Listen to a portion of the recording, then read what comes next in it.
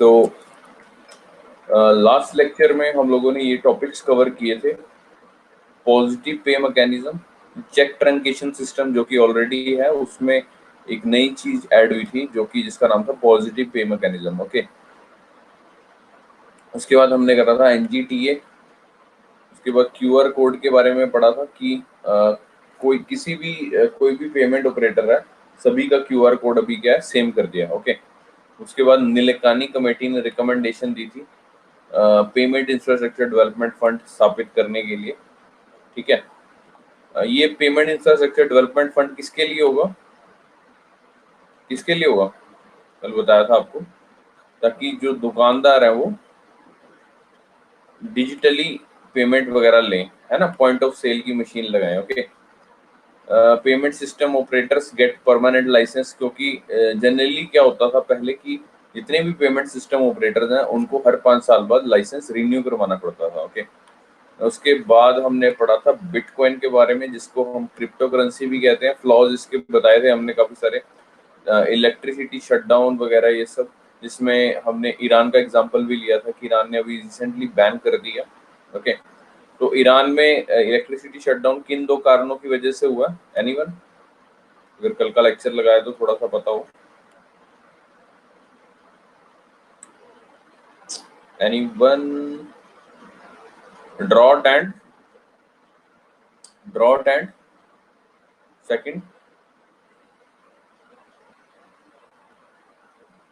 Bitcoin, very good. Okay, तो याद रखना, not misuse of bitcoin, exactly excessive use of bitcoin technology.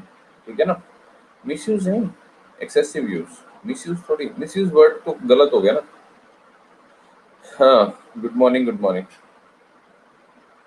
चलो ठीक, कल क्वेश्चंस पुट अप किए थे मैंने आपसे, आपको तभी याद होंगे जब आप अच्छे से इकोनॉमिक सर्वे जो आपको मैंने करवाए हैं 10 चैप्टर्स आपको याद होगा। ओके, पॉजिटिव पे मैकेनिज्म मैंने आपको बता दिया था कि क्या है, कि अब क्या करेगा सोफिया इंस्टीट्यूट, फोटो खींच के भेजेगा अपनी ब्रांच में, यानी HDFC ब्रांच में भेजेगा, और फिर मैं जाऊंगा अपनी ब्रांच में SBI के पास, और SBI जब फोटो भेजेगा HDFC में क्लिक करके, ठीक है, तो HDFC जो SBI ने फोटो भेजी है, जो मेरे पास चेक था उसकी, और जो सोफिया इंस्टीट्यूट ने फोटो भेजी है, वो दोनों को मैच करेगा। ठीक है, अगर दोनों मैच हो जाएंगे तो वो वेरीफाई कर देगा, और जो अमाउंट है चेक के ऊपर, जो भी अमाउंट लिखा हुआ है वो मेरे खाते में ट्रांसफर कर देगा। ओके, चेक ट्रंकेशन सिस्टम आपको मैंने बता ही दिया था कि it is the process of stopping the flow of physical cheque. Okay, ये चीज ध्यान रखनी है, मुद्दे की बात ये है, बाकी सारी कहानी है। Okay, to bring elegance to the entire activity of cheque processing. ठीक है, इलेक्ट्रॉनिक इमेज भेजनी है। ओके, इस पे क्योंकि रेलेवेंट इंफॉर्मेशन होती है, लाइक MICR बैंड, ये मैंने आपको बताया था, ये चेक के ऊपर होता है, ये बीच वाला। ठीक है, आप भी कभी चेक जमा कराने जाओ तो आपको पता होना चाहिए कि चेक नंबर ये पहले वाला होता है। ओके, ये ध्यान रखना, ये दूसरा MICR मैग्नेटिक कोड होता है। Okay, magnetic ink cheque code ऐसे करके। तो ये किसके लिए होता है, फॉर क्लियरिंग पर्पसेस के लिए होता है, effectively eliminates the associated movement of physical change. वही सारी कहानी लिखी हुई है, उसमें कुछ और नहीं है, ये हमने पढ़ा था। आपको मैंने ये भी बताया था कि जो चेक के ऊपर वैलिडिटी होती है, चेक की कितनी होती है, आप सभी ने 6 महीने बोला था, तो याद रखना 3 महीने की होती है। ओके, यानी कि सपोज करो कि अगर ये चेक काटा है, आज 8 तारीख है ना, 8 जुलाई, अगर सपोज करो 8 जुलाई को काटा हुआ चेक, तो 8 जुलाई से 3 महीने तक है, इन 3 महीने के बीच में आपने जमा करवाना है चेक, अदरवाइज उसके बाद ये चेक की वैलिडिटी क्या हो जाएगी, खत्म। ओके,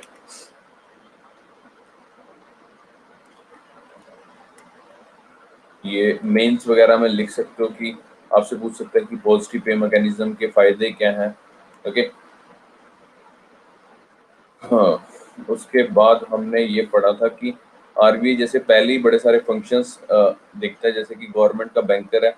ठीक है, गवर्नमेंट सिक्योरिटी देती है, ट्रेजरी बिल देती है, और बदले में RBI उसको क्या देता है, पैसा देता है। ठीक है, he will arrange the money for the government. Okay, control exchange rate, RBI can control exchange rate, कैसे? बाय और sell dollar and other foreign currency और gold reserves. Okay, RBI makes तो अभी क्या करने जा रहा है आरबीआई, एक नया सॉफ्टवेयर बनाने जा रहा है, नेक्स्ट जनरेशन ट्रेजरी एप्लीकेशन बनाने जा रहा है। ओके, इसमें क्या होगा, इसमें जितने भी गवर्नमेंट सिक्योरिटीज हैं, ट्रेजरी बिल्स हैं, फॉरेक्स रिजर्व्स हैं, ओके, उसको मैनेज करने के लिए आपको मैंने बताया था कि जो सेंट्रल गवर्नमेंट होती है वो गवर्नमेंट सिक्योरिटी और ट्रेजरी बिल दोनों इशू कर सकती है, लेकिन जो स्टेट गवर्नमेंट है वो सिर्फ government security, okay, treasury bill नहीं इशू कर सकती, याद रखना। ओके,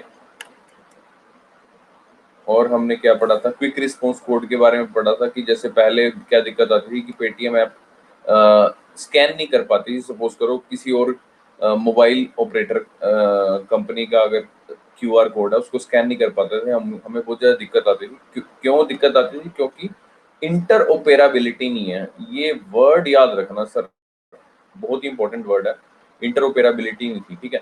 लेकिन अभी आरबीआई ने ऑर्डर कर दिया है कि सभी एप्लीकेशन जो बनाते हैं उनको कि अभी सारे के सारे कौन सा एक ही कोड यूज करेंगे, भारत क्यूआर कोड। ओके, तो ये बहुत अच्छे इनिशिएटिव्स ले रही है मोदी गवर्नमेंट, ठीक है। जैसे अभी यूसीसी की भी बात हो रही है, यूनिफॉर्म सिविल कोड की भी बात हो रही है, लेट्स सी वो कब इम्प्लीमेंट होगा, कि मतलब सभी धर्मों के लिए एक ही कोड, एक ही कानून, है ना।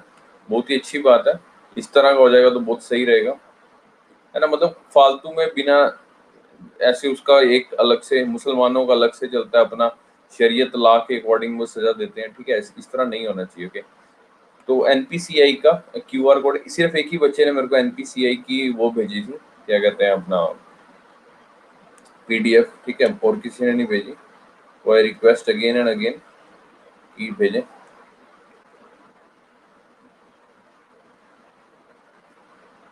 हाँ, वही प्रॉपर नहीं है ना, वही तो प्रॉपर होए ना पूरे देश में, वही तो कह रहे हैं, यूनिफॉर्म सिविल कोड अभी है, आया ही नहीं, लगा नहीं है हमारे देश में। आप क्या सोच रहे हो, लगा हुआ है? अभी लगा नहीं, अभी धीरे धीरे चेंजेस ला रहे हैं, जैसे कि आपके ट्रिपल तलाक में लेकर आए थे, ठीक है, अगर वो धीरे धीरे होंगे, लेकिन अभी इसको टाइम लगेगा। इंटरऑपरेबिलिटी के बारे में, हाँ, मैट्रिमोनियल में नहीं है, पूछ रहे हो या बता रहे हो? मैट्रिमोनियल पूछ रहे हैं, बता रहे हो? शादी में कह रहे हो, शादी में नहीं है, अच्छा बता रहे हो।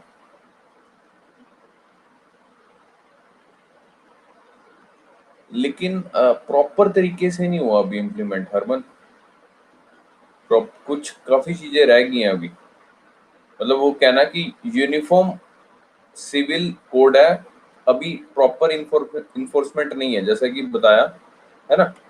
उसके लिए सर स्पेशल मैरिज एक्ट है, उसके अकॉर्डिंग कर सकते हैं। हाँ हाँ, वो तो पता है, डीपीएसपी में है। मुद्दे की बात यह है कि अभी प्रॉपर यूनिफॉर्म सिविल कोड नहीं है, अगर पेपर में आपसे पूछ ले कि यूनिफॉर्म सिविल कोड है क्या इंडिया में, तो उसका आंसर है नहीं है अभी। ओके, वो कब होगा अभी वो देखना होगा, लेकिन धीरे धीरे काफी सारी चीजें अमेंडमेंट हो रही हैं, लेट्स सी कि कब तक हो रहा, क्योंकि मोदी गवर्नमेंट जब आई थी तो उनके वो होता है ना, ब्रोशर होता है, तो उसके बीच में मेंशन था कि हम लोग जब आएंगे, पावर में आएंगे, तो हम लोग यूनिफॉर्म सिविल कोड लाएंगे, तो लेट्स सी कब आएगा। इंटरऑपरेबिलिटी के बारे में मैंने आपको बता ही दिया कि that ability of a computer और any technology to exchange and make use of information between different technology platforms. Okay, example, mobile phone connection in India, a customer can switch service providers without changing their numbers. Okay, जैसे आपका Airtel का है तो आपको जियो में convert करना, you can easily convert. Okay, ATM transactions में भी इंटरऑपरेबिलिटी है, ठीक है, आप एचडीएफसी का एटीएम लेके आप एसबीआई के एटीएम बूथ में जा सकते हो, ओके, पैसे निकलवा सकते हो। इंडियन फाइनेंशियल सिस्टम में क्या मतलब है इसका, इंटरऑपरेबिलिटी कंज्यूमर फ्रेंडली है, the fact that a customer of an XYZ bank can use his debit और credit card at any other banks ATM to withdraw money is because the entire ATM network is interoperable. Okay, याद रखना। India में card payments, ATM transactions, even insurance policies are interoperable. Okay, and there has been push towards getting bank accounts interoperable. Okay, ये हो जाए, देखो कितनी बढ़िया बात हो जाएगी अगर बैंक अकाउंट से इंटरऑपरेबल हो गए। ठीक है, तो इस तरह की चीजें होती है ना, तो उस पे लिखो कि इससे क्या होगा आपको। चलो होमवर्क है कि अगर बैंक अकाउंट्स इंटरऑपरेबल होंगे तो इसके क्या बेनिफिट्स होंगे। ओके, आपका होमवर्क है, आप मेरे को बताओ 10 लाइन में, 10 बुलेट पॉइंट्स में आपने बताना है कि इसके क्या बेनिफिट्स होते हैं, और जो बढ़िया बताएगा मेरी तरफ से उसको एक इनाम मिलेगा पक्का। इनाम क्या होगा वो तब मैं अनाउंस करूंगा, जो हमारा इकोनॉमिक्स का ग्रुप बना है। ठीक है, अभी लिख लो, आपके लिए एक गिफ्ट होगा मेरी तरफ से। आपका होमवर्क है, बैंक अकाउंट्स इंटरऑपरेबल होंगे तो इसके क्या बेनिफिट्स होंगे, आपको 10 बुलेट पॉइंट्स में बताना है। ओके, अपना, चलो मैं गिफ्ट बाद में बताऊंगा कि गिफ्ट क्या होगा, आपका एक गिफ्ट होगा। ओके, हाँ, दूसरी चीज उसके बाद हमने क्या पढ़ा था, that RBI should set up a fund to increase card payment. Okay, कि लोग ऑनलाइन डिजिटल मीन्स अपनाएं। ठीक है, ट्रांजैक्शन के लिए डिजिटल मीन्स अपनाएं। जैसे कि बैकग्राउंड क्या था कि क्योंकि जो मर्चेंट है, दुकानदार है, ठीक है, पॉइंट ऑफ सेल मशीन नहीं लगा रहे, लेकिन क्योंकि वो कहते हैं कि अगर हम पॉइंट ऑफ सेल मशीन लगाएंगे तो इससे क्या होगा, कॉस्ट ऑफ इंस्टॉलिंग, खर्चा वर्चा आएगा मशीन लेने का, इंटरनेट कनेक्शन लेंगे, इलेक्ट्रिसिटी कनेक्शन लेंगे। ठीक है, मर्चेंट डिस्काउंट रेट, वो फीस देंगे उसको। तो दुकानदार कहता है भाई हम क्यों पॉइंट ऑफ सेल मशीन लगाएं, हम नहीं लगाएंगे। तो उसके लिए जो नीलकानी कमेटी है, ओके, उसने कहा है कि भाई साहब एक फंड बनाया जाए जिसका नाम है PIDF. Okay,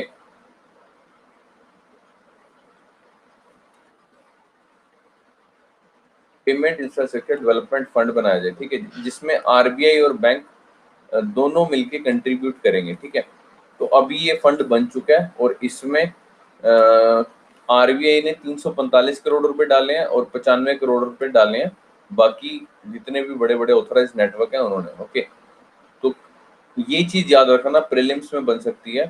tyre 3 to tyre 6 centres में जो लोग ये लगाएंगे उनको सब्सिडी देगा, इसमें से मिलेगी, इसी फंड में से मिलेगी।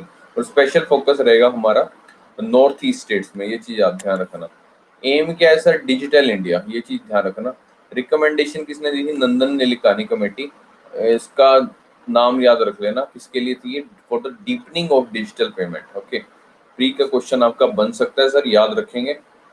its aim is to study level digitization of payments in the country and identify problem in the payments ecosystem and recommend ways to resolve them. Okay,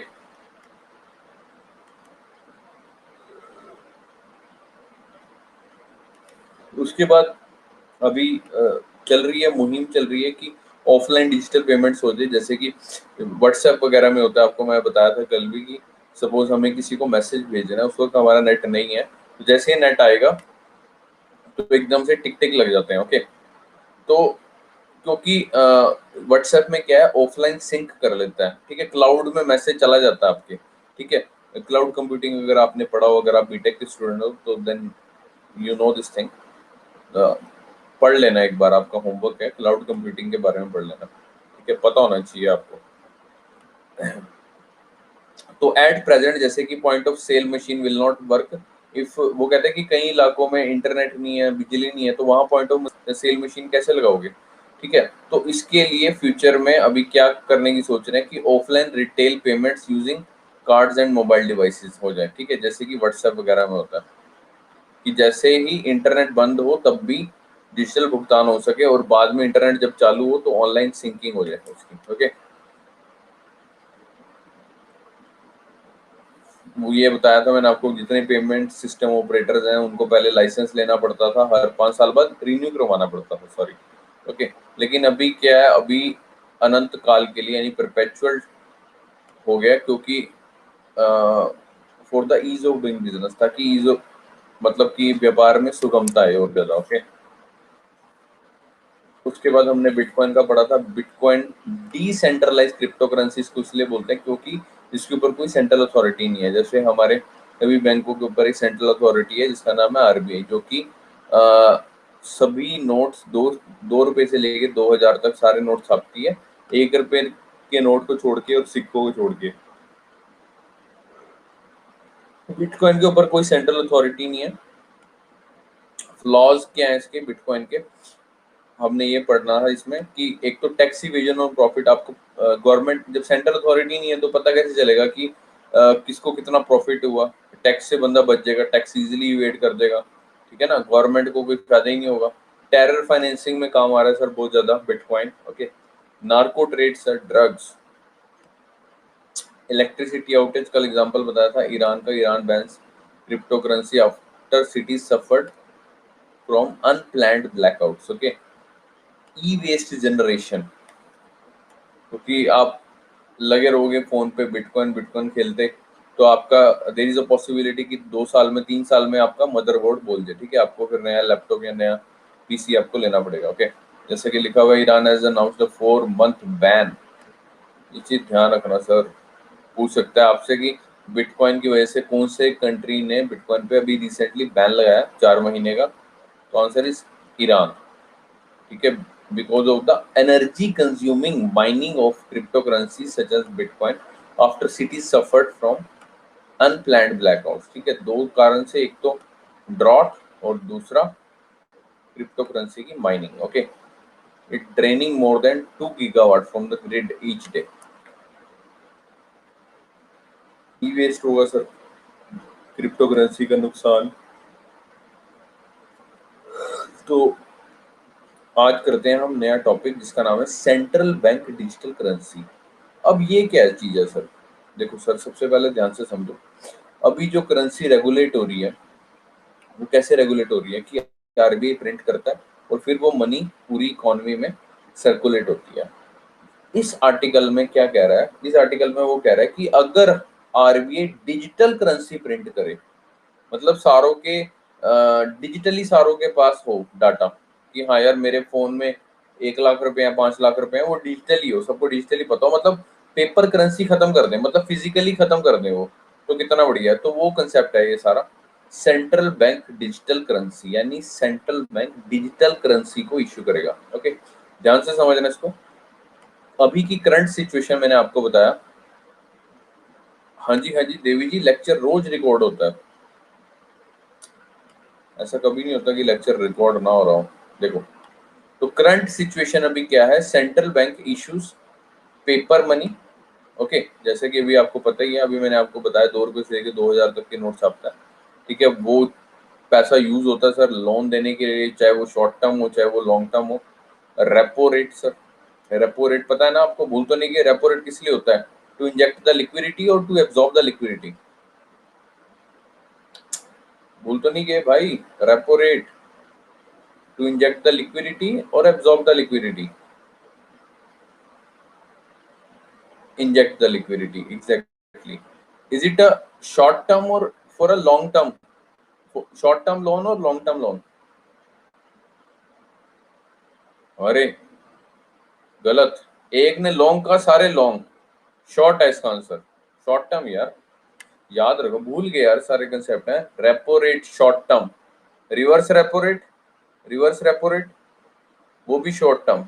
okay, और आपका MSF marginal standing facility, marginal standing facility long term. Okay, bank rate, bank rate long term और short term? Bank rate, bank rate, bank rate long term. Okay, याद रखना, repo rate, reverse repo rate, MSF that is marginal standing facility, ये rate यानी ये ब्याज short term के लिए होती है। ओके, क्योंकि क्योंकि जो पैसा लिया जाता है, जो पैसा देता है आरबीआई बैंकों को, ठीक है, वो शॉर्ट टर्म के लिए देता है, ठीक है, और अगर लॉन्ग टर्म के लिए लोन चाहिए तो उसके ऊपर क्या लगता है, बैंक रेट लगता है, ध्यान रखना। ओके, यानी बैंक को अगर आरबीआई से लोन चाहिए लॉन्ग टर्म के लिए तो उस पे क्या लगता है सर, बैंक रेट लगता है, जो कि लॉन्ग टर्म के लिए होता है। ओके, याद रखना। भूल गए सारे कंसेप्ट हैं, तुम भी लगा लो उनके साथ क्लासें, बच्चों की क्लासें लग रही हैं, अभी शुरुआती दौर चल रहा है। एनीवेज, तो करंट सिचुएशन अभी क्या है कि जैसे central bank issue paper currency for loans, हाँ जी हाँ जी हाँ जी, MSF, MSF is a penalty rate, penalty rate होता है ना, MSF is equal to repo rate plus 1% overnight के लिए, 7 दिन 14 दिन का मैक्सिमम रेपो है ना, याद रखना। सो central bank issues paper money for loan जैसे कि short term, long term, repo rate, MSF margin standing facility, जिसको हम लोग पेनल्टी रेट भी बोलते हैं, okay, government security, treasury bill, ठीक है। तो अभी जैसे होता क्या है, जैसे फिर पैसा सेंट्रल बैंक देता है, तो वो सेंट्रल बैंक आगे गवर्नमेंट को भी देता है, बैंकों को भी देता है, एनबीएफसी को भी देता है, जो भी सारा सिस्टम है, ठीक है। सपोज गवर्नमेंट वो पैसा स्कॉलरशिप में यूज कर रही है, या सब्सिडी दे रही है लोगों को, स्टाफ की सैलरी दे रही है, बैंक्स उसको फर्दर लोन दे रहे हैं, ठीक है। नॉन बैंकिंग फाइनेंशियल कंपनीज हैं, वो शेयर्स खरीद रही हैं, बॉन्ड्स खरीद रहे हैं, कुछ पैसा तो फिजिकली भी ट्रांसफर होता है ना। तो वो कहता है कि ये जो इतने सारे नोट मतलब आरबीआई छापता है, उसके बाद कितने सारे हैं कि वो खाते में आते ही नहीं है। मान लो आरबीआई ने सपोज करो 500 रुपए छापे, सपोज करो, ठीक है, लेकिन कागजों में यानी पक्के में उसका खाता ही नहीं आता। ये सबसे बड़ा फ्लॉ है फिजिकल करेंसी का, ठीक है। तो जैसे कि मैंने आपको बताया कि RBI print the note and note will circulate, ठीक है, यानी केंद्रीय बैंक नोट छापता है और फिर वही नोट पूरे अर्थतंत्र में घूमते रहते हैं, ठीक है, जिससे गवर्नमेंट आगे ये सब करती है, बैंक आगे फर्दर लोन देता है, एनबीएफसी ऐसे देती है, ठीक है। तो चाइना ने 2020 में अभी रिसेंटली ट्रायल शुरू की है सीबीडीसी का, that is central bank digital currency का, ठीक है। इसका एग्जांपल, क्योंकि हमारी शुरू से आदत है कि हमने दूसरे की चीज देख के फिर शुरू करनी है ना। और ये काफी अच्छी बात है कि दूसरे के एक्सपीरियंस से एक्सपीरियंस लो, है ना, बजाय कि खुद गिरने के किसी कोई दूसरा आपको कोई चीज बता रहा है तो उसका एक्सपीरियंस लो, है ना। तो हमने चाइना का एक्सपीरियंस लिया। इवन की कॉन्स्टिट्यूशन मेकिंग में भी हमने काफी सारे कंट्रीज के प्रोविजंस अपने एड ऑन किए हैं, है ना। तो सीबीडीसी के वो कहते हैं बेनिफिट्स क्या हैं, ये आपका मेंस का क्वेश्चन बन सकता है। इनफैक्ट आपसे प्रीलिम्स में भी कुछ चीजें पूछ सकता है, जो कि मैं कुछ फैक्ट्स बताऊंगा इसमें। सबसे पहला क्या चीज हो सकती है, एक तो भाई जो नोट छापने में जो खर्चा आ रहा है ना, वो कम हो जाएगा। Reduce the cost of RBI, आपको पता हो कि हर साल 8,000 करोड़ रुपए खर्चा आता है सर, ये चीज याद रखनी है आपने। 8,000 करोड़ रुपए खर्चा आता है हर साल नोट छापने का, ठीक है। So it will reduce the cost of printing and transporting physical, मतलब एक तो नोट छापने का खर्चा, उसके बाद नोट इधर उधर ले जाने का खर्चा, नोट इधर से उधर लेके जाओ, उधर से इधर लेके जाओ, कितना भाई सब खर्चा। तो 8,000 करोड़ रुपए बचेंगे, देख लो आप, ठीक है। 8,000 करोड़ की वहीं तुम गरीबों की या और किसी लोगों की मदद कर सकते हो, है ना। उसके बाद सर नेशनल सिक्योरिटी बढ़ेगी sir, reduce the scope of counterfeiting, sir नकली नोट छापने का धंधा ही खत्म हो जाएगा, है ना। अब डिजिटल का क्या क्या करेंगे, तो एक तो नकली नोट छापने का धंधा खत्म हो जाएगा, दूसरा है टेरर फाइनेंसिंग, जो उग्रवादियों को अरे कितनी बार पूछोगे यार, लेक्चर रिकॉर्ड हो रहा है भाई, कितनी बार पूछोगे, मैंने बोला तो है हर रोज लेक्चर रिकॉर्ड होता है यार, इसमें पूछने क्या हुआ था। Reduce the scope of counterfeiting, terror financing by terror groups, है ना, जाली नोट बनाना मुश्किल हो जाएगा। अच्छा, इंक्रीज द ट्रेसेबिलिटी, पता चल जाएगा कौन से बंदे के पास कितना पैसा है।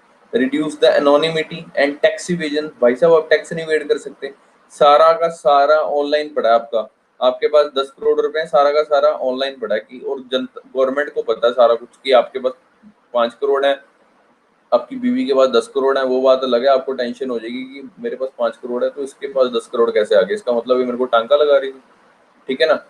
तो सब कुछ खुल्लम खुल्ला हो जाएगा, ट्रांसपेरेंसी आ जाएगी, भाई सब छुपा ही नहीं सकती। ये औरतें जो छुपाती है ना अपने पतियों से, सब्जी के लिए पैसे ले लेती हैं, 500 रुपये सब्जी लेके आती है, 200 रुपये की छांट छांट के गंदे से टमाटर ले आती है सब्जी मंडी से, पता ही होगा घर में मम्मियाँ भी करती हैं ये वाली, है ना। मैं अपने घर का बता देता हूँ, मतलब सपोज 5,000 रुपये लिए अगर सब्जी लाने के लिए महीने की, ठीक है, यहाँ आसपास आपको पता है कि जो घर के पास होती है वो महंगी देते हैं ना, और वो सारे कहाँ से लेके आते हैं, मंडी से लेके आते हैं। और हमारे यहाँ इंडियंस आपको पता ही है वैसे ही स्मार्ट है, तो सारे के सारे डायरेक्ट कहाँ पहुंच जाते हैं, सुबह सुबह मंडी, तो मंडी से सस्ती मिलेगी क्योंकि सारी सब्जी वाले वहीं से लेके आते हैं।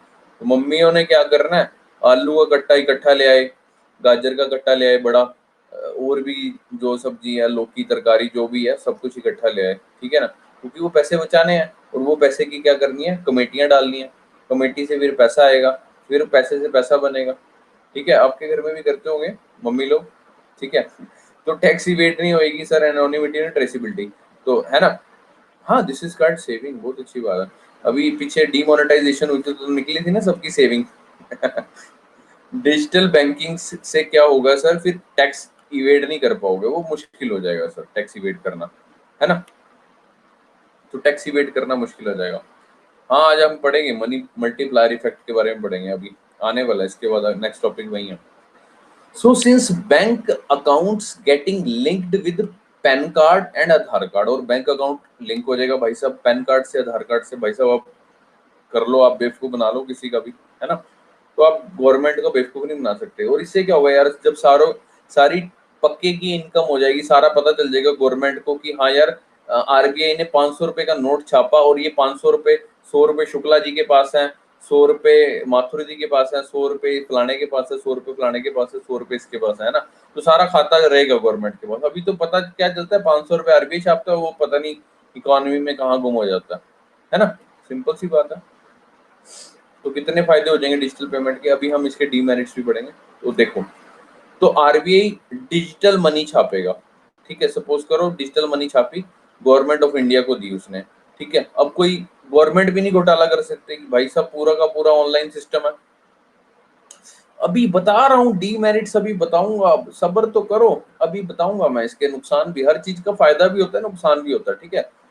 ध्यान रखना है, अभी बता रहे हैं, 2 मिनट रुको मैम, 2 मिनट।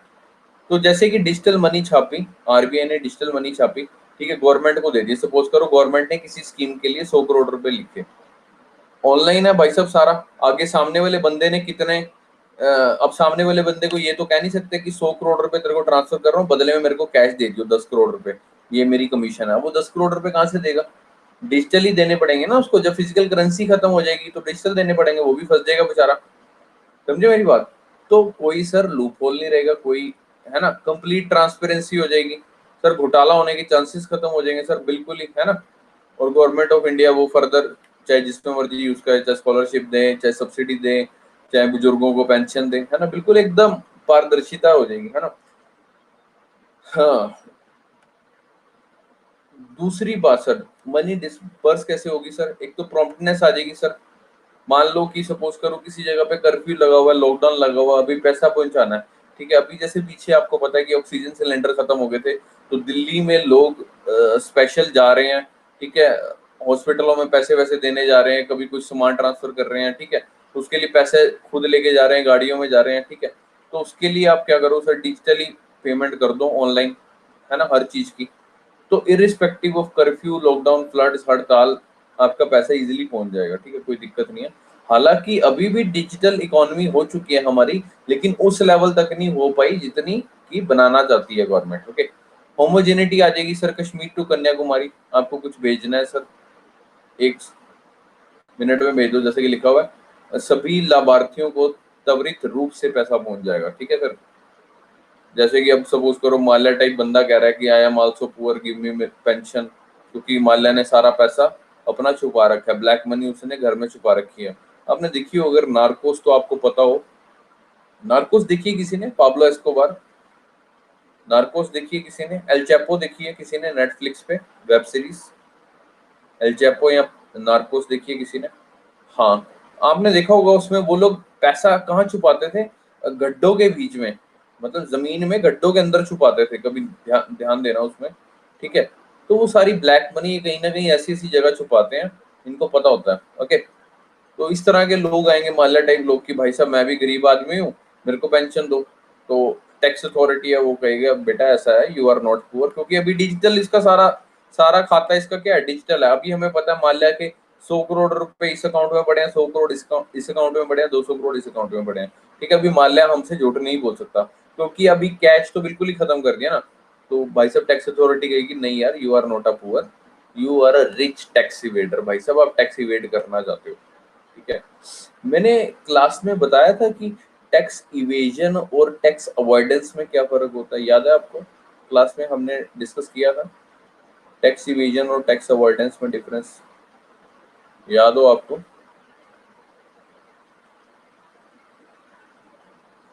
याद है, ओके। चलो अच्छी बात है, जिनको नहीं याद है तो बता देना, याद दिला देंगे आपको। एनीवेज, तो अब पढ़ते हैं सर इसके, अच्छा और बेनिफिट्स पढ़ लेते हैं एक बार दोबारा से। प्रिंटिंग कॉस्ट रिड्यूस हो जाएगी, मैंने आपको बताया 8,000 करोड़ रुपए का खर्चा सालाना। नोट, नकली नोट छपने बंद हो जाएंगे। ट्रांसपोर्टेशन कॉस्ट जो इधर से उधर ले जाने की पैसे की दिक्कत, ठीक है। ट्रेसेबिलिटी बढ़ जाएगी, प्रॉम्प्टनेस आ जाएगी सर, फटाफट काम होगा, है ना, ट्रांसफर करना है। Minor benefits sir, reduce spread of virus sir. तो मेजर बेनिफिट हो गए, माइनर बेनिफिट्स में आप लिख सकते हो sir reduce spread of virus. भाई साहब आप अपने इसमें लिख सकते हो कि इसके क्या क्या बेनिफिट्स हो सकते हैं, उसमें एक लाइन ये भी ऐड कर सकते हो, जैसे वायरस नहीं फैलेगा ना, आप नोट को छुओगे नहीं, वायरस नहीं फैलेगा। क्योंकि कुछ आप एग्जांपल दे सकते हो इसमें गूगल में सर्च करके कि नोटों को, चीजों को छूने से वायरस फैलता है, ये तो पता ही है सभी को, है ना। तो नोट को छूने से भी फैलेगा, जैसी बात है। सपोज एक बंदे को कोरोना वायरस हुआ पड़ा, उसने थूक लगा के नोट गिने हुए हैं, और वही नोट की गड्डी आपको पकड़ा दिया, और आप भी थूक लगा के लगे हुए चाटने उसको, गांधी जी को, है ना। तो देर इज अ पॉसिबिलिटी कि आपको भी कोरोना वायरस हो जाए, ठीक है। सो डिजिटल अगर हो जाए, डिजिटल करेंसी अगर हो जाए, तो it will reduce the spread of virus, ठीक है। तो अब बारी आती है, जैसा कि मैम ने बोला था कि सीबीडीसी के डीमेरिट्स और चैलेंजेस बताओ, ठीक है। सबसे पहली चीज सर, डिजिटल डिवाइड। सर ये भाई साहब है, पत्थर का फोन ले रखा है इन्होंने, इनके पास, बेचारों के पास फोन नहीं है, ठीक है। इनके लिए अब क्या करोगे, अब गवर्नमेंट क्या सबके घरों में पहले फोन पहुंचाएगी कि ताकि ये बेचारा ऑनलाइन ट्रांसफर कर सके। अब ये कैसे करेंगे, अब कुछ ना कुछ तो कैश चाहिए ना, है ना। मतलब बहुत मुश्किल चीज है ना। सुनने में बड़ी अच्छी लगती हैं बातें, जब बारी आती है ना इम्प्लीमेंटेशन करने की, तब पता चलता है कि हाँ यार कितनी दिक्कत वाली चीजें हैं। अब देखो, सुनने में आपको बढ़िया लगा रहा है, भाई साहब डिजिटल करेंसी बन जाए, कोई माइका लाल टैक्स नहीं चुरा सकता, है ना। सुनने में बढ़िया लगा, अब देखो इसके नुकसान, इसके चैलेंजेस कितने हैं देखो। डिजिटल डिवाइड है सर, एक्सेस टू गैजेट्स। कहाँ से फोन लाके दोगे, लाके दो भाई साहब, एप्पल का आईफोन ला दो, अगले कहेंगे आईफोन में होती है भाई साहब बढ़िया प्रोसेसिंग, है ना। चलो आपने फोन ला दिया, उसके बाद कहेंगे भाई साहब इलेक्ट्रिसिटी ला दो, भाई साहब इंटरनेट ले आओ। इंटरनेट, मेरे पास नेट का पैक तो रिचार्ज है नहीं, वो बात अलग है। सहेली से बात करने के लिए बेशक नेट का रिचार्ज करवा ले, वो 400 रुपए वाला, लगा रहे रात को धड़ाधड़ वीडियो कॉल पे, ओमेगल पे, है ना। तो इंटरनेट नहीं है भाई साहब, फोन ले दिया आपने, ठीक है, इंटरनेट दे दिया, तो उसके बाद वो कहेगा जी इलेक्ट्रिसिटी नहीं है, आपने मेरे को लैपटॉप ले दिया या फोन ले दिया, भाई साहब बिजली तो है नहीं, मैं चार्ज कहाँ से करूँ, ठीक है ना। तो ये डिजिटल डिवाइड है। अच्छा उसके बाद फाइनेंशियल लिटरेसी, आपने फोन भी ले दिया, इंटरनेट भी ले दिया, इलेक्ट्रिसिटी भी ले दी, वो कह रही है अरे भैया इसमें क्या होता है, ये क्या लिखा हुआ है, ये तो समझ ही नहीं आ रहा, हम तो अनपढ़ हैं, हमें तो हिंदी भी नहीं पढ़नी आती, इंग्लिश तो छोड़ो हिंदी भी नहीं आती, उनका क्या करोगे, ठीक है ना। How to do e banking, how to do m banking, mobile banking कैसे करोगे, ई बैंकिंग कैसे करोगे, भाई साहब हमें पता ही नहीं, तो साइट ही नहीं खोलनी आती, हमें तो इतना पता है हरे से सुनते हैं लाल से काटते हैं, बस इतना ही पता है, ठीक है। उसके बाद sir access points, not every village shopkeeper accept digital payment sir, ठीक है ना। जो दुकान का जो गांव का दुकानदार होता है, आपने देखा ही होगा, वो जो रख के बैठा होता है पापड़ वापड़, तो वो बेचारा कहाँ डिजिटल पेमेंट एक्सेप्ट करेगा, कहेगा भाई कुछ पैसे वैसे दो ना, नोटों की खुशबू आए तो लगे भी, है ना। तो वो कहाँ पॉइंट ऑफ सेल मशीन लगाएगा, है ना। अच्छा साइबर टेररिज्म बढ़ेगा, जैसे कि मैम ने बताया कि साइबर अटैक होने की पॉसिबिलिटी है, भाई साहब आपका अकाउंट हैक कर लिया जमतारा वाले लोगों ने, जमतारा देखिए मूवी नेटफ्लिक्स पे, देख लेना। वो इस तरह से बोलती है ना, हाय मैं शीतल बोल रही हूँ, आपके खाते में 1 लाख रुपए आएंगे सर, वो ओटीपी बता दो, उससे पहले आपको 5 रुपए भेजने पड़ेंगे, और इधर से आपने 5 रुपए भेजे, उसको ओटीपी बताया दीदी को, इधर से आपके 1 लाख रुपए साफ। ऐसा मेरे फ्रेंड के साथ हो चुका है, सीरियसली बता रहा हूँ। अभी रिसेंटली आजकल एक अलग तरह के लोग आए हुए हैं। मेरा एक क्लाइंट है, उन्होंने मालवेयर थ्रेट्स, हाँ ये भी हो सकता है, वेरी गुड, मतलब कुछ वायरस वायरस डाल दिया आपके कंप्यूटर में, लैपटॉप में, ठीक है, आपका अकाउंट हैक कर लिया, हाँ वेरी गुड, ठीक है। अच्छा न्यूक्लियर अटैक, नेचुरल डिजास्टर, ठीक है, if electronic equipment stop functioning, भाई सब हैंग हो गया, दीदी की वहां पे माँ बैठी है स्ट्रेचर पे, ठीक है, उसको पैसे चाहिए, डॉक्टर ने कहा 5 मिनट तक अगर 1 लाख रुपए नहीं आए, या सपोज करो 2 घंटे तक अगर 1 लाख रुपए नहीं आए, तो मैं क्या कहते हैं आपका इलाज नहीं करूंगा, और इतने में जो उसकी माँ है वो टपक जाएगी, है ना। मेरे साथ ऐसा हुआ है एक बारी, मतलब ऐसा नहीं हुआ कि माँ स्ट्रेचर पे है, वो टपकने वाली बात नहीं। एक बारी क्या हुआ था, मैं दिल्ली में था, मेरे को किसी को मैंने किसी से माल खरीदा और आगे तीसरे बंदे को बेचा। मतलब मैंने किसी से खरीदा और आगे मैंने किसी को बेचना था, ठीक है। हुआ क्या था, जिसको बेचना था उस बंदे ने मेरे खाते में पैसे ट्रांसफर कर दिए, ठीक है। अब मेरे को पैसे उसको देने थे जिससे मैंने माल खरीदना था। अब मेरे को उसको देने हैं और मैं था दिल्ली में, ठीक है। मतलब कि अब मैंने घर में पापा को फोन किया कि ऐसे ऐसे चेक घर में पड़ा हुआ है, साइन किया हुआ, आप जाके बैंक में जाके आरटीजीएस करा दो, क्योंकि मेरे फोन में नेट बैंकिंग नहीं थी। अब हुआ क्या भाई साहब, उस दिन छुट्टी होगी, छुट्टी थी बैंक की, ठीक है। उस दिन कुछ बुद्ध पूर्णिमा थी, ठीक है। और उसकी बंदे की गाड़ी जरूर भेजनी थी, अदरवाइज जो ट्रांसपोर्टेशन कॉस्ट थी दिल्ली से चेन्नई माल भेजने की, वो अराउंड 40-1 हज़ार रुपए थी, वो मेरे को भरनी पड़नी थी, ठीक है। अब हुआ क्या, बैंक में गए, बैंक की छुट्टी, अब क्या करें, अब ट्रांसफर कैसे करें, मेरे फोन में वो भी नहीं है, मोबाइल बैंकिंग भी नहीं है। तो मैंने क्या किया, किसी को फोन किया। अब आपको पता हो, अगर मोबाइल बैंकिंग की हो तो सपोज करो कि आपको मेरे को ट्रांसफर करने हैं पैसे, ठीक है। तो उस केस में क्या होता है कि 24 घंटे का टाइम चाहिए होता है, आपका अकाउंट पहले ऐड होता है, ठीक। कई बार जल्दी भी हो जाता है, लेकिन जल्दी में भी टाइम लगता है, यानी 8 से 10 घंटे लगते हैं। आप किसी का मेरा अकाउंट ऐड करोगे ना, कि मेरे को पैसे ट्रांसफर करने के लिए मेरा नंबर ऐड किया, तो उसको भी टाइम लगेगा। तो हुआ क्या भाई साहब, गाड़ी खड़ी हुई है चेन्नई जाने के लिए, और इधर हम जब तक उसको पैसे नहीं देंगे, मेरे को जिससे माल खरीदना है उसको पैसे नहीं देंगे, तब तक वो माल की गाड़ी नहीं भेजेगा। तो इधर उधर सारे लोगों को फोन कर दिया कि भाई साहब कहीं ना कहीं से कैश ले आओ, क्योंकि उसको भी टाइम लग रहा है। तो फिर कहीं ना कहीं से जुगाड़ करके कैश वैश लाके उसको दिया, और अगले दिन उसको ऑनलाइन ट्रांसफर किए, तब जाके उस बंदे ने गाड़ी भेजी, ठीक है। तो ये दिक्कतें आती हैं sir, if electronic equipment stop functioning, economy will stop functioning. भाई साहब समझ रहे हो आप, एकदम से सुनामी आ गई, कहीं पे डिजास्टर आ गया बहुत ज्यादा, है ना, आपको पैसे ट्रांसफर करने हैं, तो उस केस में क्या होगा, अगर सपोज करो आपका इलेक्ट्रॉनिक इक्विपमेंट काम नहीं कर रहा, तो भाई साहब पूरी इकोनॉमी पे इम्पैक्ट पड़ेगा उस चीज का, है ना। तो ये देख सकते हो सर,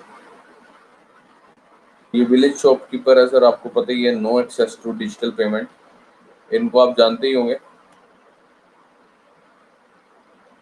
ये गुड्डू पंडित है। I hope everyone knows about this scene, Mirzapur.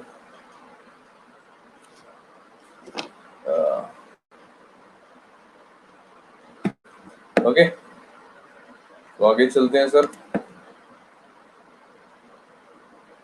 तो ये टॉपिक सर हमारा खत्म हुआ, इसमें कोई डाउट तो नहीं है, आगे चलें। Central bank digital currency, okay. आगे चलते हैं सर, हमारा जो नेक्स्ट टॉपिक है, नेक्स्ट टॉपिक समझने से पहले हमें उससे पहले एक टॉपिक समझना पड़ेगा, जिसका नाम है मनी सप्लाई मेजर्स, ठीक है। मनी सप्लाई होती क्या है, पहले तो ये पता होना चाहिए सर, टोटल मनी जो इकोनॉमी में सर्कुलेट हो रही है उसको मनी सप्लाई बोलते हैं, ठीक है। Total stock of money in circulation among the public, ठीक है, at a particular point of time is called money supply, और इसको मनी स्टॉक भी बोलते हैं, ठीक है। याद रखना, मनी सप्लाई के पहले 4 मेजर्स होते थे, M1 M2 M3 M4, लेकिन M4 को काट दिया गया बाद में, तो अभी क्या बन गया, M0 M2 M0 M1 M2 और M3, ठीक है। जैसे कि मैंने आपको बताया कि M4 नहीं रहा अब, ठीक है। तो ये मनी सप्लाई के, यानी कि इसको काउंट कैसे करते हैं, मनी सप्लाई को काउंट कैसे करते हैं, कितनी मनी कहाँ कहाँ सप्लाई हो रही है, ठीक है। इसको काउंट करने की 4 मेजर्स होते हैं, M0 M1 M2 और M3, ठीक है। M4 खत्म कर दिया। तो इंट्रोड्यूस कब हुए थे मेजर्स, 1977 में हुए थे, किसके द्वारा हुए थे सर, आरबीआई द्वारा हुए थे, ओके, याद रखेंगे। So money supply is basically a currency in circulation, जो मार्केट में पैसा सर्कुलेट हो रहा है, और दूसरा डिपॉजिट्स इन कमर्शियल बैंक्स, और बैंकों में जो डिपॉजिट्स पड़े हैं, ठीक है, तो वो सारी मनी सप्लाई होगी। तो मेजरली वैसे दो दो मनी हम कंसीडर करते हैं, एक M0 और दूसरी M1 और M3, और सबसे इंपॉर्टेंट होती है M3, ठीक है, याद रखना, जिसको ब्रॉड मनी भी कहते हैं, और जो कि सबसे ज्यादा होती है as compared to all other measures. M0 होती है सर सेंट्रल बैंक की मनी, जो आरबीआई नोट छापता है, ठीक है, उस वाली मनी को सेंट्रल बैंक मनी बोलते हैं, ठीक है, जो आरबीआई द्वारा छापी गई होती है। Okay, that is the obligations of A central bank including currency and central bank depository account, ठीक है ना, जहां सेंट्रल बैंक ने पैसा डिपॉजिट करवाया, ठीक है, या किसी को दिया है, वहां जो पैसा पड़ा हुआ है, ठीक है, that's why it is known as monetary base, और you can say base money, और you can say it a reserve money, और you can say it a high powered money. दोबारा से बता देते हैं, सेंट्रल बैंक मनी जिसको M0 के नाम से भी जाना जाता है, it is the obligation of a central bank including currency और central bank depository accounts, that's why it is known as monetary base, base money, reserve money और हाई पावर्ड मनी, ठीक है। उसके बाद आती है कमर्शियल बैंक की money, जिसको M1 और M3 से डिनोट करते हैं, नाम से क्लियर है ना, obligations of a commercial banks including current accounts, और दूसरा क्या आ गया आपका सेविंग अकाउंट। ओके,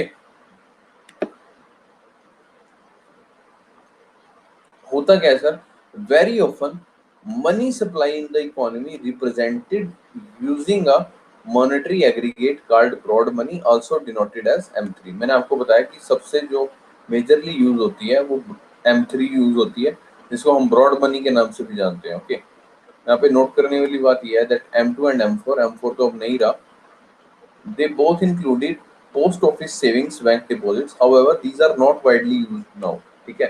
तो ज्यादातर यूज कौन सी होती है इकोनॉमी की, इकोनॉमी में कितना पैसा सर्कुलेशन में है, एक M0 देखते हैं और सबसे ज्यादा M3 देखते हैं, ठीक है। अभी आपको बताएंगे, M0 आपने याद रखनी है, मनी सप्लाई के मेजर्स हैं ये चारों, M0 M1 M2 और M3। M0 को मॉनेटरी बेस कहते हैं, ओके, और M1 होती है सर नैरो मनी, ठीक है। M2 मैंने आपको बता दिया, इसमें पोस्ट ऑफिस सेविंग्स आती हैं, और M3 होती है sir broad money, it captures the complete balance sheet of the banking sector, ठीक है, याद रखना, complete balance sheet of the banking sector, क्योंकि इसमें बैंक के current account, demand deposit, time deposit दोनों आते हैं, ठीक है। अभी आपको और ज्यादा क्लियर हो जाएगा आगे। चार मेजर्स हैं मनी सप्लाई को नापने की, ठीक है। तो जैसा कि मैंने आपको बताया, अब एक्सप्लेन कर देते हैं मेजर्स ऑफ मनी सप्लाई, जिसमें M0 सबसे पहला, जिसको मैंने अभी आपको बताया कि मॉनेटरी बेस और बेस मनी कहते हैं, और रिजर्व मनी कहते हैं, और हाई पावर्ड मनी कहते हैं। याद रखना, पेपर में कई बार क्वेश्चन आया हुआ है, कई बार क्वेश्चन आया हुआ मनी सप्लाई के मेजर्स के ऊपर। Just hold for a second.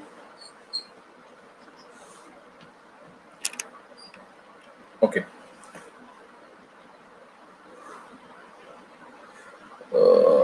Charging हो गया।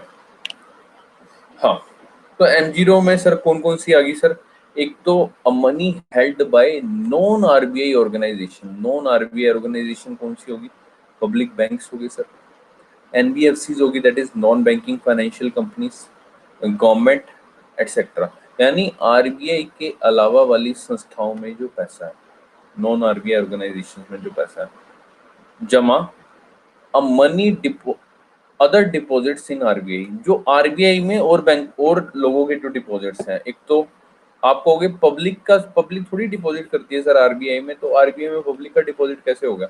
अभी जैसे पीछे डीमोनेटाइजेशन हुई थी तो आपको याद हो, तो जब बोला था कि यार अब कई लोगों ने पैसे नहीं निकाल रहे थे कि यार हमारे पास तो अब हजार हजार रुपए के 500-500 के नोट तो इतने सारे गबन कर रखे हैं हम लोगों ने, तो अब अगर हम दिखाएंगे तो गवर्नमेंट हमारे पे टैक्स लगाएगी या हमारे को सजा देगी। तो उनका डर निकालने के लिए गवर्नमेंट ने क्या किया कि 2016 में प्रधानमंत्री गरीब कल्याण योजना चलाई। उसमें क्या कहा कि भाई साहब आप अपनी ब्लैक मनी को सरेंडर कर दो, ठीक है, तो इसका कुछ परसेंट आपका किस पे चला जाएगा, आरबीआई के पास एज अ डिपॉजिट चला जाएगा, और आपको कोई सजा नहीं मिलेगी, ठीक है ना, आपके ऊपर इतना टैक्स लग जाएगा, ठीक है। तो वो पैसा जो कि आरबीआई में गया जनता का, ठीक है, और गवर्नमेंट बैंक्स जो बैंक डिपॉजिट करवाते हैं आरबीआई के पास, जैसे सीआरआर की फॉर्म में, ओके, और भी जो पेनल्टी वगैरह लगती है बैंक को, और लास्ट आता है sir vault cash of banks, यानी कि बैंकों के पास जो पैसा होता है ना, जो क्या कहते हैं रोज के operation, day to day operations के लिए यूज करता है। फॉर एग्जांपल जैसे मान लो बैंक में, बैंक सपोज करो आंध्रा बैंक है, ठीक है, वहां पे कोई बाहर से दूसरा अफसर आ गया, बड़ा मैनेजर आ गया, ठीक है, सारी ब्रांचों का हेड ब्रांच मैनेजर आ गया, तो उसको चाय पानी पिलानी, ठंडा वंडा पिलाना है, ठीक है, तो वो जो खर्चा वर्चा करेगा 100 200 500 1000 2000, ठीक है, उसको कहते हैं vault cash. That is a bank keep some money with themself for a day to day operation, ठीक है। तो M0 समझ आ गया सर? M0 क्या है sir? It's a measure of money supply, जिसको मॉनेटरी बेस और बेस मनी, रिजर्व मनी और हाई पावर्ड मनी के नाम से जाना जाता है। इसका फॉर्मूला क्या होता है? M0 is equal to a money held by non RBI organisation. RBI के अलावा जो संस्थाएं हैं, जैसे बैंक्स हो गए, पब्लिक बैंक्स हो गए, एनबीएफसी होगी, गवर्नमेंट होगी, एक्सेट्रा, यानी आरबीआई के अलावा वाली संस्थाओं के बाद जो बस है। दूसरा sir, money other deposits in RBI, जैसे कि जनता द्वारा या गवर्नमेंट बैंक्स द्वारा। और उसके बाद लास्ट आता है sir vault cash of bank, that is a bank keep some money with themself for a day to day operation. अब इसका यूज क्या, आप कहोगे कि सर ये आपने मनी सप्लाई के मेजर्स करवाए क्यों? अभी आपको धीरे धीरे समझ आएगा। उससे पहले एक चीज समझिए, करेंसी एक्सचेंज रेट वोलेटिलिटी, ये क्या होता है सर? जैसा कि आपको बताते हैं यार, ये ना माइनस में है, ठीक है, इसको माइनस लगा लो आगे, इसके ध्यान से समझना ये कंसेप्ट। करेंसी एक्सचेंज का मतलब क्या हुआ कि मान लो 1 रुपए की कीमत कितनी है, डॉलर, मतलब 1 डॉलर, 1 रुपए में कितने डॉलर आते हैं, मतलब कि सॉरी सॉरी 1 डॉलर में कितने रुपए आते हैं? अभी 1 डॉलर कितने का है? सपोज करो 70 रुपए का, ठीक है, उल्टा लिख दिया है। सपोज करो 1 डॉलर 70 रुपए का, ठीक है। तो 2015 में इसकी वैल्यू थी 62.16, ठीक है, 62.16। 2016 में थोड़ा सा और बढ़ गया, ठीक है, 64.84, ठीक है, यानी घट रहा, मतलब एक तरह से रुपए की वैल्यू घट रही है। 2017 में 65.76, यानी रुपी is weakening but in a gradual manner, धीरे धीरे हो रहा है। लेकिन 2018 में सर एकदम से 65 से सीधा -74.39 हो गया, यानी सडन एंड शार्प फॉल, है ना, देख सकते हो सर आप पिक्चर में, सडन एंड शार्प फॉल, ठीक है। तो इससे क्या हुआ सर, एकदम से सपोज करो कोई इंपोर्टर है बेचारा, अब सपोज करो मेरा काम है, मैं बाहर से लैपटॉप लेकर आता हूँ और अपनी इंडियन मार्केट में बेचता हूँ। कोई मेरा लैपटॉप सपोज करो 20,000 रुपए का आता था, तो अभी वो लैपटॉप की कीमत कितनी होगी है? 25,000 रुपए, ठीक है। और मैं जिसको 20,000 का लेके 25,000 में बेच देता था, अब वो चीज मेरे को 25,000 की मिल रही है। अब मेरे जो कस्टमर है बंदे हुए, वो तो ये कहेंगे ना कि भाई साहब आपसे मैं ये चीज 25,000 रुपए की लेता था, लेकिन अभी आपने 25 की जगह आपने 30,000 कर दिया, तो एकदम से 5,000 क्यों बढ़ा दिया? अब उसको थोड़ी समझाएंगे भाई साहब due to currency exchange volatility, ठीक है। उसको ये थोड़ी समझाएंगे कि सडन और शार्प फॉल हुआ है रुपये में, ठीक है। तो जैसे मैंने आपको बताया कि imports will become costlier, import करना और ज्यादा कॉस्टलियर हो जाएगा। जितनी ज्यादा रुपए की वैल्यू घटती जाएगी उतना ज्यादा कॉस्टलियर हो जाएगा, ठीक है। इंपोर्टर्स विल बिकम अनहैप्पी, है ना, they will say how to immediately adjust my business model. एकदम से 5,000 रुपए बढ़ाना है, कोई चीज आप 25,000 की दे रहे हो, एकदम से 5,000 बढ़ाओगे, भाई साहब दिक्कत हो जाएगी ना, वो लोग आपसे लेना छोड़ देंगे, है ना। सो भाई ये बोलेगा गुस्से में आके, भाई ये क्या तमाशा चल रहा है, धंधा करूं तो करूं कैसे, ठीक है, क्योंकि भाई परेशान हो जाएगा। Just hold for a second यार, गर्मी बहुत ज्यादा गर्मी होगी यार, आपके वहां भी गर्मी होगी बहुत ज्यादा, एसी ऑन कर दें यार, just hold for a second. और रिमोट कहाँ है? ये रहा।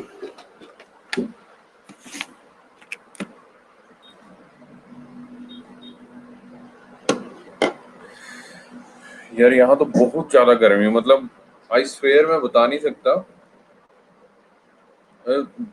क्लास लेने के टाइम पे इतना ज्यादा गर्मी नहीं आती, अभी इतना पसीना आ रहा है और टी शर्ट भी भीग रही है, बहुत ज्यादा गर्मी हो गई है।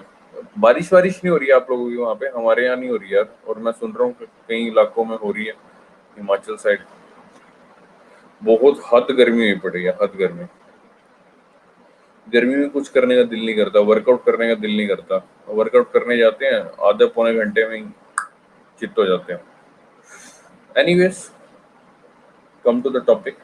तो जैसे मैंने आपको बताया कि पहले जो रुपी था वो वीक हो रहा था डॉलर के मुकाबले, लेकिन वो ग्रेजुअल मैनर में हो रहा था, धीरे धीरे हो रहा था, ठीक है ना। लेकिन यहाँ 2017 के बाद, तो ये चीज याद रखना, प्री में पूछ सकता है, 17 के बाद 18 में एकदम से सडन शार्प फॉल आ गया, ठीक है। इम्पोर्ट्स कॉस्टलियर हो गए, इम्पोर्टर दुखी हो गए बेचारे कि हाउ मैं इसको एडजस्ट कैसे करूं। अब सर सवाल आता है कि ये जो करेंसी एक्सचेंज रेट वोलेटिलिटी आ रही है, यानी एकदम से ये जो सडन शार्प फॉल आया, इससे बचने के लिए क्या किया जाए। अब ये कैसे ठीक होगा। अब ये जो रुपया वीक हो रहा है, आपको पता हो, शायद आपने कहीं पे पढ़ा भी होगा कि जब हिंदुस्तान आजाद हुआ था तब डॉलर के मुकाबले एक डॉलर में की कीमत क्या थी रुपए में। एनीवन? जब भारत आजाद हुआ था 1947 में, तो उस वक्त क्या थी कीमत। एनीवन?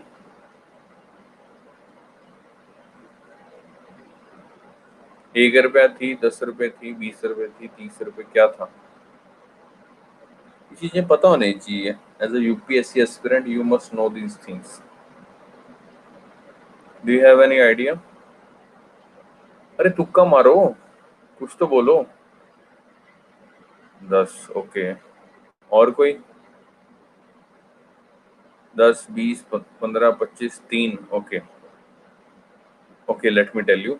1 रुपए, 1 डॉलर की कीमत 1 रुपए थी, याद रखना, जब भारत आजाद हुआ था। ओके, देख लो भाई साहब कितनी ज्यादा घट गई अब वैल्यू, 70 रुपए के आसपास हो गए। उनकी करेंसी कैसे मजबूत होगी और हमारी करेंसी कैसे वीक होगी। 1947 में 1 रुपए थी और अभी कहाँ चली गई है। तो मैं बात कर रहा था कि ये जो करेंसी एक्सचेंज रेट वोलेटिलिटी आ रही है, यानी ये जो विनिमय दर में अस्थिरता आ रही है भाई साहब, ये इंस्टेबिलिटी आ रही है, इसको स्टेबल कैसे किया जाए, इसको स्थिर कैसे किया जाए। तो उसका इलाज भी है सर हमारे पास। उसको स्थिर कौन करेगा सर? आरबीआई करेगा, क्योंकि आरबीआई भैया की रिस्पॉन्सिबिलिटी होती है to manage the floating regime. Okay, अब करेगा कैसे ये देखने वाली बात है। कहता है कि नॉर्मल टाइम्स पे जनरली क्या होता है, मार्केट फोर्स डिसाइड करती है, ठीक है ना। शेयर वगैरह ऊपर गिर गए, नीचे आ गए, ठीक है, उस पर डिसाइड करता है वो, तो उसमें तो ज्यादा कोई फर्क नहीं पड़ता। उसमें आरबीआई भी नहीं, जैसे अभी ये नॉर्मल चल रहा था, 62 से 64 हो गया, 64 से 65 हो गया, इसमें आरबीआई का कोई कुछ नहीं कर सकता, ठीक है। लेकिन ये जो एकदम से सडन और शार्प फॉल हुआ है, इसमें कुछ कर सकता है। आइए देखते हैं कैसे। जैसे कि लिखा हुआ है, in normal times market force decide. Okay, सामान्य परिस्थिति में बाजारी शक्तियां तय करेंगी कि विनिमय दर क्या होना चाहिए। हालांकि इफ हाई वोलेटिलिटी, यानी बहुत ज्यादा एक अस्थिरता होगी, तब आरबीआई इंटरवीन करेगा, जो कि मैंने आपको बताया 17-18 वाला केस, ठीक है। तो आरबीआई का काम क्या होगा? To keep exchange rate stable, stable करे कि भाई साहब 1 डॉलर 50 रुपए करें या 60 रुपए, एक स्टेबिलिटी आ जाए, है ना, बार बार बढ़ता ना रहे, स्टेबल आ जाए, एकदम से सडन राइज अप ना हो, है ना। तो उसके लिए क्या करेगा आरबीआई? खरीदेगा या बेचेगा डॉलर, ये डिपेंड करेगा सिचुएशन के ऊपर, ठीक है। अभी रिसेंटली कोरोना काल में यानी 2020 में आरबीआई ने बाय किए हैं डॉलर। आरबीआई ने यानी रुपया दिया, ठीक है, किनको दिया? Authorised forex dealer. Forex dealers होते हैं कहीं, जो क्या कहते हैं, जिनके पास डॉलर वॉलर रहते हैं, ठीक है, उनसे डॉलर खरीदे हैं और बदले में उनको क्या दिए हैं? रुपए दिए हैं, ठीक है। ये भी एनबीएफसी के अंदर आते हैं, ऑथराइज्ड फॉरेक्स डीलर्स, ठीक है, याद रखना। अब सपोज करो पहले इससे हुआ क्या, आप कहोगे कि सर कोरोना के टाइम में आरबीआई ने रुपए बेच दिए, बदले में डॉलर खरीद लिए, इससे हुआ क्या। आपको मैंने बताया थे मेजर्स ऑफ मनी, जो मेन थे, एक M0, M1 और M3, ठीक है। M0 और M3 आपको बताया था मेन था। जो M0 था वो मॉनेटरी बेस था, यानी बेस मनी थी, इसको रिजर्व मनी और हाई पावर्ड मनी भी बोलते हैं। तो M0 की डेफिनेशन क्या थी, इसका फॉर्मूला क्या था? A rupee held by non RBI organisation. RBI ने जब क्या कहते हैं, नॉन आरबीआई ऑर्गेनाइज, जब क्या कहते हैं, सपोज करो अपना रुपया बेच दिया और बदले में डॉलर ले लिया, ठीक है। तो ये जो नॉन आरबीआई ऑर्गेनाइजेशन थी, इनके पास पैसा बढ़ेगा या घटेगा? एनबीएफसीज आ रही हैं इसमें, देखो अभी मैंने आपको आपको बताया जो ऑथराइज फॉरेक्स डीलर थे उनके पास रुपया आया तो पैसा आएगा, बढ़ेगा ना, जाहिर सी बात है। पहले सपोज करो हमारे ये सारे 10-10 थे, ठीक है, यानी सपोज करो तीनों के तीनों 10-10 थे, तो M0 की वैल्यू कितनी थी 30, ठीक है। लेकिन अभी आरबीआई ने डॉलर बाय कर लिए, डॉलर बाय कर दिए और पैसा किसको दे दिया, ऑथराइज फॉरेक्स डीलर को। ऑथराइज फॉरेक्स डीलर किसके अंदर आ गए, एनबीएफसी के आगे अंदर आ गए, ठीक है, यानी नॉन बैंकिंग फाइनेंशियल कंपनीज के अंदर आ गए, ठीक है। तो इनके ऊपर पैसा, इनके पास पैसा बढ़ेगा, तो यानी 10 का ये 20 हो जाएगा, मान लेते हैं एक तरह से 20 हो गया, और बाकी चीजें हमारी वही सेम रही, यानी अदर डिपॉजिट्स विद आरबीआई, यानी पब्लिक ने कोई पैसा नहीं जमा कराया या गवर्नमेंट बैंक्स ने कोई पैसा जमा नहीं कराया, यानी वॉल्ट कैश भी नहीं आया बैंक के पास ज्यादा, ठीक है। तो ये हमारा कितना हो जाएगा, 40 हो जाएगा, है ना, 20 + 10 + 10 40 हो गया। तो एक चीज आपने यहाँ से ये कंसेप्ट निकलता है कि जब आरबीआई मंदी के टाइम में, ठीक है, मंदी के टाइम में जब डॉलर सेल करेगा, सॉरी रुपए सेल करेगा और डॉलर खरीदेगा, तो उस केस में M0 की वैल्यू बढ़ेगी। पहला कंसेप्ट यहाँ से ये निचोड़ निकलता है। इसमें बताओ कोई डाउट है तो, उसके बाद आगे का कंसेप्ट समझ आएगा। थोड़ा सा कॉम्प्लेक्स है लेकिन समझ आ जाएगा। दोबारा एक बार रिपीट करता हूँ, चलो दोबारा रिपीट करता हूँ। मैंने आपको बताया, देखो ध्यान से समझना, बड़ा जबरदस्त कंसेप्ट है। करेंसी एक्सचेंज रेट में वोलेटिलिटी आई, यानी अस्थिरता आई। मैंने आपको बताया कि 2015 में 62 रुपए 16, $1 की कीमत थी 62 रुपए 16 पैसे, ठीक है। 2016 में ये फिर घट गई 64 रुपए 84 पैसे और 2017 में होगी 65 रुपए 76 पैसे। लेकिन 2018 में एकदम से सडन और शार्प फॉल आया, यानी $1 की कीमत कितनी होगी, 74 रुपए 39 पैसे, ठीक है। तो इससे होगा क्या सर, मैंने आपको बताया इंपोर्ट्स महंगे हो जाएंगे। सपोज करो मैं कुछ बाहर से चीज इंपोर्ट करता हूँ, कुछ लैपटॉप लेता हूँ या कुछ भी लेता हूँ, XYZ घड़ी लेता हूँ, उसका दाम मान लो 20,000 रुपए था, तो एकदम से सडन शार्प फॉल हो गया, तो वो एकदम से मान लो 20,000 की चीज आती तो एकदम से कितने की होगी, 25,000 रुपए। अब मैं पहले उसको 20 वाली चीज को 25 में बेचता था, 5,000 रुपए मुनाफा कमाता था। अब एकदम से मैं 25, पहली 25 बेच रहा, अब एकदम से मैं 30 कर दूं, तो भाई साहब जो मेरे ग्राहक हैं वो टूटेंगे ना। सिंपल सी बात है, सिंपल सा मैथमेटिक्स है। आप कभी बिजनेस करते हो तो आपको पता हो। अभी आपको सिंपल सी बात बताता हूँ कि ये जो अभी कोरोना काल में क्या हुआ था, जितनी भी बड़ी बड़ी कंपनीज थी फैब्रिक की, आपको मैंने बताया था कि हमारा बैग मैन्युफैक्चरिंग का काम है, तो बैग बनाने के लिए फैब्रिक की जरूरत पड़ती है, ठीक है। तो अभी इन्होंने क्या किया, रामको ने, कि कपड़े के दाम बढ़ा दिए, फैब्रिक के दाम बढ़ा दिए, ठीक है। मतलब कि जैसे ही कोरोना खत्म होके अभी हटा है ना, तो उसके बाद दाम बढ़ा दिए एकदम से, क्योंकि कोरोना काल में नुकसान हो गया, एकदम से इन्होंने दाम बढ़ा दिए। अब जब फैब्रिक के दाम बढ़ेंगे तो जाहिर सी बात है जो इनपुट कॉस्ट है, जो मतलब कि मटेरियल बनाने की जो रॉ मटेरियल की कॉस्ट है वो मेरी बढ़ जाएगी, है ना। अब पहले सपोज करो मेरा एक बैग 10 रुपए का बन रहा था, तो अभी उसकी कीमत कितनी होगी, 15 रुपए। अब एकदम से मैं 5 रुपए बढ़ाने को कहूँ ग्राहक को, या 10 रुपए बढ़ाने को कहूँ, वो तो बेचारा टेंशन में आ जाएगा ना, वो कहेगा यार आगे काम नहीं है, ऊपर से तूने इसके थैले के रेट बढ़ा दिए, ठीक है। तो similarly importer will become unhappy and how to immediately adjust my business model, this is the flaw. इस फ्लॉ को ठीक करने के लिए किसकी जिम्मेवारी है सर, आरबीआई की जिम्मेवारी है। लेकिन आरबीआई नॉर्मल टाइम्स में, यानी कि ये जो अभी ये वाला सीन था 2015 से 17 तक, ये अभी समझो नॉर्मल टाइम चल रहा है, इसमें आरबीआई कोई दखल अंदाजी नहीं कर सकता, ठीक है। इससे कुछ होगा भी नहीं, क्योंकि सामान्य परिस्थिति में only market forces will decide, ठीक है, यानी बाजारी शक्तियां तय करेंगी कि विनिमय दर में क्या होना चाहिए, ठीक है। और अगर हाई वोलेटिलिटी होगी तो RBI will intervene, for example 2018 वाला केस, ठीक है, यानी बहुत ज्यादा स्थिरता होगी तब आरबीआई दखल देगा। So its aim is to keep exchange rate stable and to maintain the stability RBI will buy or either sell the dollar depend upon the situation। तो कोरोना 2020 के काल में, ये इकोनॉमिक सर्वे का टॉपिक है, ध्यान से सुन लो। कोरोना 2020 में आरबीआई ने क्या किया, डॉलर को खरीद लिया और बदले में रुपए दिए, ठीक है। रुपए डॉलर किन से खरीदा, जो ऑथराइज फॉरेक्स डीलर है, फॉरेन एक्सचेंज डीलर्स हैं, ठीक है, उनसे सारों से डॉलर खरीद लिया और बदले में पैसे दे दिए। तो मैंने आपको बताया था M0 का फॉर्मूला क्या होता है, जो कि मॉनेटरी बेस मनी और रिजर्व मनी और हाई पावर्ड मनी कहते हैं। उसका फॉर्मूला था, अ रूपी held by non-RBI organization plus other deposits in RBI plus vault cash of banks। ठीक है, तो यहाँ पे ये एनबीएफसी के अंदर आते हैं, मैंने आपको बताया ऑथराइज फॉरेक्स डीलर्स। ठीक है, तो इनके पास सपोज करो पहले 10-10 थे सारों के पास, अभी यहाँ पैसा ज्यादा आ गया तो ये 10 से सपोज क्या हो जाए 20 हो गया।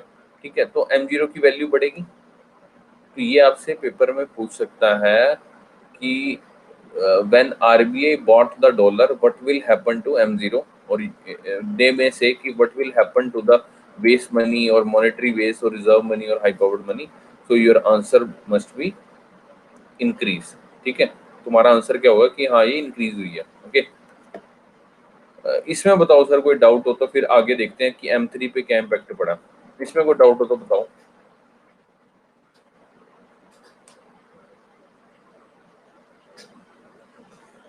बताइए। नो डाउट सर, आप हमारी आंखों के आगे से हट जा सकते हैं। बताओ ईमानदारी से, सही में कोई डाउट नहीं है?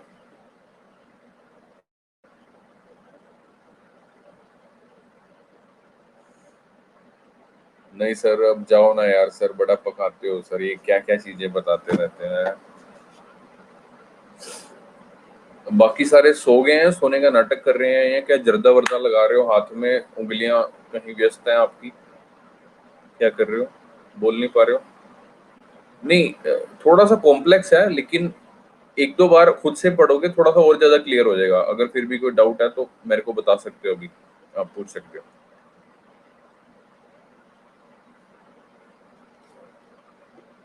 तो बच्चे बहुत ही समझदार हैं, तो समझदार बच्चों अभी के लिए इतना समझिए। M3 पे क्या इसका इम्पैक्ट पड़ा है वो हम नेक्स्ट क्लास में करते हैं। ठीक है, और आपके जो दूसरे भाई हैं उनको भी पढ़ाना है, उनकी भी क्लास लेते हैं। ठीक है, तब तक के लिए रिवाइज करो, और मैंने आपको होमवर्क दिया था ये जरूर कर लेना। क्या होमवर्क था वो? क्या होमवर्क था? होमवर्क क्या था याद था? वो 10 पॉइंट लिखने थे। किसके बारे में लिखने थे?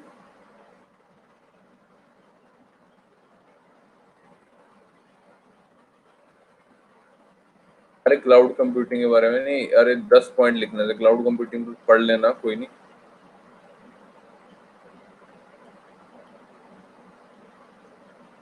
हाँ, इंटरऑपरेबिलिटी, बैंक अकाउंट की इंटरऑपरेबिलिटी होगी तो उसके क्या बेनिफिट होंगे, है ना? यही बोला था शायद।